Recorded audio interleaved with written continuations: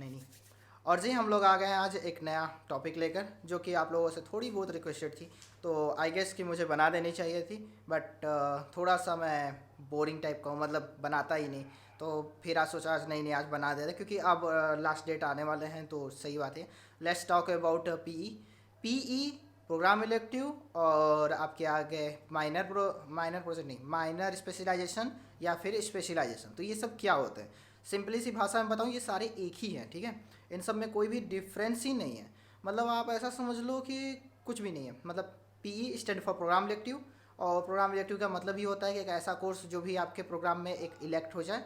और minor specialisation का मतलब वही हो गया कि स्पेशलाइजेशन हो जाए, और स्पेशलाइजेशन का मतलब ही होता है कि स्पेशलाइजेशन। ओके। सो ये आपके स्पेशलाइजेशन कोर्स हो गए। अब बात आ जाते हैं ये आपको कब मिलते हैं और कैसे लेने पड़ते हैं, ठीक है। Let's talk about it. तो पहले आपको इसमें मिलते हैं जब आप फिफ्थ सेम में आते हो, थर्ड ईयर में। ओके। तो आपको फिर उसमें आपको मिल जाएंगे ये कोर्स करने के लिए आपको एक सिलेक्शन मिल जाएंगे, तीन आपको ऑप्शंस मिल जाएंगे कि हाँ तीन ले लो, 1 2 3। अगर ये फ्री नहीं हुआ तो ये मिल जाएगा, ये फ्री नहीं हुआ तो ये डेफिनेटली मिल ही जाएगा, ठीक है। तो जनरली फर्स्ट वाला ही मिल जाता है लोगों को, क्योंकि वो डिपेंड करता है टाइमिंग के ऊपर, आप कब फिल करते हो। जितनी जल्दी फॉर्म फिल करोगे उतने जल्दी आपका रिस्पॉन्स ऊपर रहेगा, तो जल्दी ही आपको वो अलॉट हो जाते हैं। और उसके बाद ये बात आ जाता है जो मेन टॉपिक है कि भाई ये होता क्या है, आखिर मैं भरूँ क्या। तो ये हो गया आपका, जैसे CSAIML होता है ना, तो computer science engineering with artificial intelligence. तो ये हो गया जो आर्टिफिशियल इंटेलिजेंस है, ये आपका हो गया programme elective. Okay.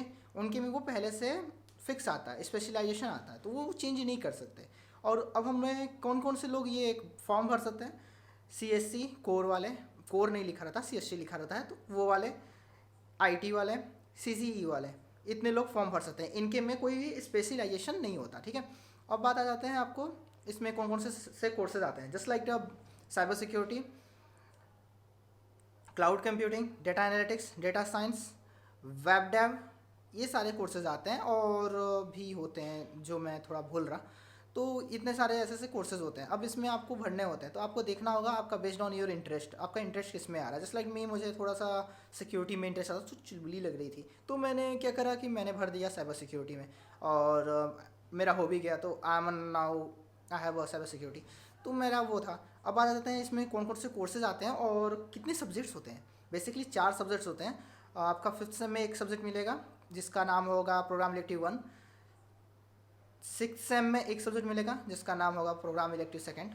Seventh sem में 2 सब्जेक्ट होंगे जिसका नाम होगा programme elective third and fourth, ठीक है, फाइनल।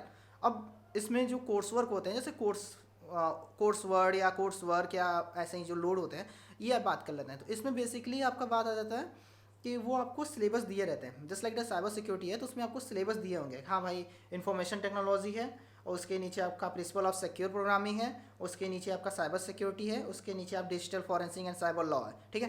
तो ये आपके 4 सब्जेक्ट हो गए, 4 आपके इसके क्रेडिट्स होते हैं, ये सब्जेक्ट्स हो गए। ये OE से नहीं है, ये आपका मेन कोर्स है, इसमें आपको पास होना पड़ता है, इसमें आपको मार्क्स लाने होते हैं, और ऑफलाइन एग्ज़ाम होता है, सारा कुछ सेम है।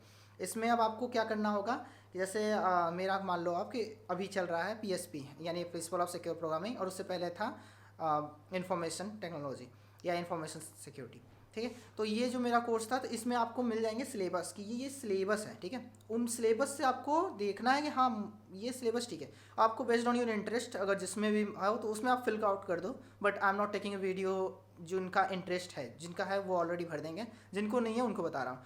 तो आप ऐसा देख लो कि किस में आपको वीक हो, मैथ्स में आप वीक हो, सिक्योरिटी इन सब में वीक हो, नेटवर्किंग्स में वीक हो, या फिर आपको प्रोग्रामिंग लैंग्वेजेस में वीक हो। तो जिसमें भी आप वीक हो उसको मत भरना, उसके अलावा जिसमें भी आपको सही लगे वो भर देना। अब ये कैसे पता चलेगा, अभी बताया सिलेबस से।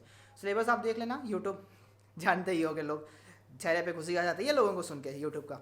तो यूट्यूब आप देख लेना, उसमें जानना, उसमें उसका सब्जेक्ट नेम डालना, टॉपिक्स नेम डालने, वो सारे दे देगा, उसको आप पढ़ लो।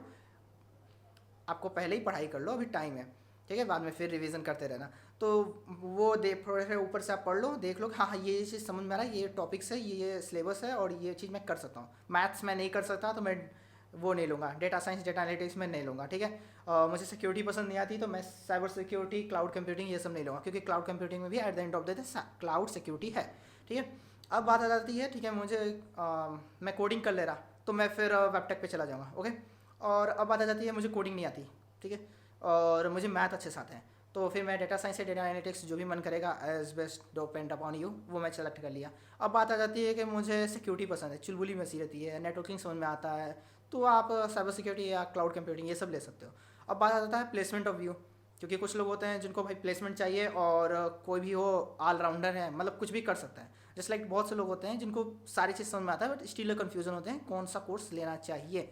उनके लिए मैं यही कहूँगा, भाई आप data scientist, data engineer, ethical hacker या फिर क्लाउड इंजीनियर, इन सब के आप पैकेजेस देख लो, स्कोप देख लो, और आपकी कम मतलब हमारे यूनिवर्सिटीज़ में या किसी के भी यूनिवर्सिटीज़ में मणिपाल में तो ऑब्वियसली इस बात है, आप लोग और भी यूनिवर्सिटीज़ देखोगे तो सबके लिए है, ऑलराउंडर है ये।